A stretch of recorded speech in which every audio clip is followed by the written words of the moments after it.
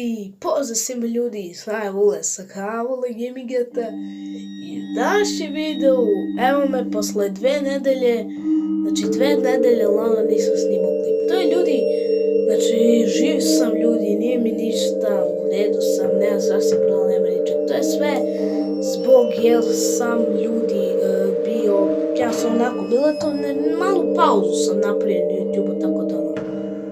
U današnjem videu neće biti ovako smešni klipova, nego danas ćemo pričati o jednoj creepypasti.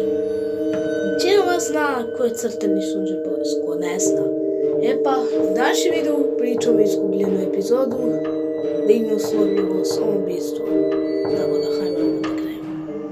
Lignjoslovljivo samoubistvo je jedna od izgubljenih epizoda u Sunđer Bobu, koja je samim tim ukojena, tako da će ljudi sada da mi ispričam priču.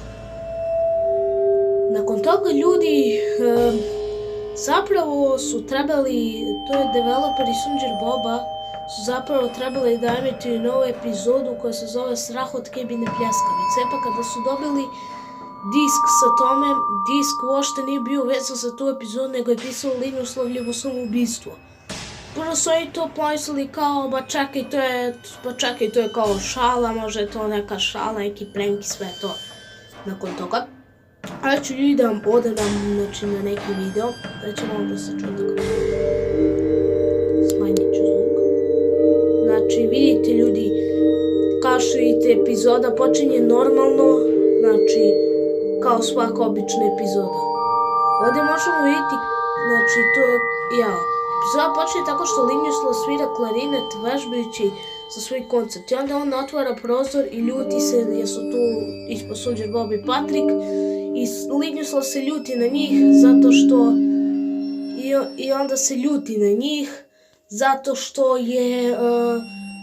Nisi došao. Onda Sunđer Bob i Patrik idu kod Sandy. Nakon toga Lignjoslav održava se kada se vraća na koncert koji i nije baš lepo trebao. Kao što vidite ljudi, kada je Lignjoslav svirao koncert i kao što vidite svi, kao što vidite znači u ovom delu vidite kako su neke oči bukvalno bile crvene. Pa, nakon što je Lignjoslav svirao koncert, publika ošte nije bila time zadovoljna, nego počela durla na Lignjoslava, a samim tim njihove oči su bile toliko krvave da ne znam, znači jezivo izgledala. Čak su se Sunđer Bob i Patrik pridružili izvištenju. Ekran zacrnjuje i pokazuje na ovaj ovdje kadar gdje prikazuje Lignjoslava kako sedi u krevetu. I onda nekoliko sekundi kasnije znači će ovo to da radi i on počinje da plače. Nakon toga u pozadini se mogu ljudi nekoliko sekundi kasnije u pozadini mogu da se čuju razni zvuci, jecanja, vriska, da ne kažu šta, ne znam ja. Tu počinje da plače. Nakon toga u pozadini se mogu čuti bukvalno ne znam ja što se ne može čuti. Nakon toga može se vidjeti njegove oči kako počinju krvariti. I nakon toga, kod svega toga ekran zacrnjuje i pokazuje sliku Lignjoslava sa potpuno crnim očima. Nakon toga ekran zacrnjuje i u pozadini se može na kraju čuti repetiranje shotguna i kako ubije sebe. Kao što vidite. I to je bilo to. To je to ljudi, znači.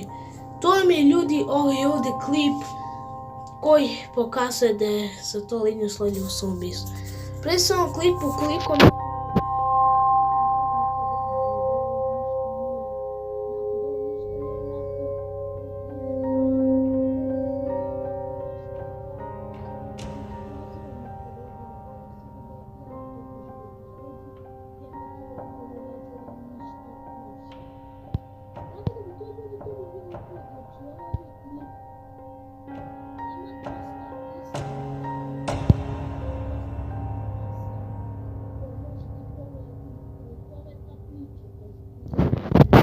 Zove se Red Majster. Ima 1000 takvih epizoda. Evo ovdje je on, znači ovdje sad i koncert koji izdržava. Kao što i to je nešto čuva nadašnje.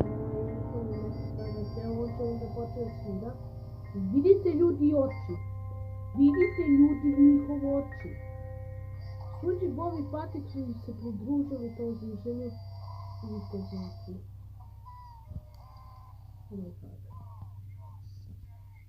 I onda se Linusov to ljuti i onda se sva publika odlazi. Nakon toga, kada se, znači, onda sada možemo vidjeti Linusova kako pokriva oči.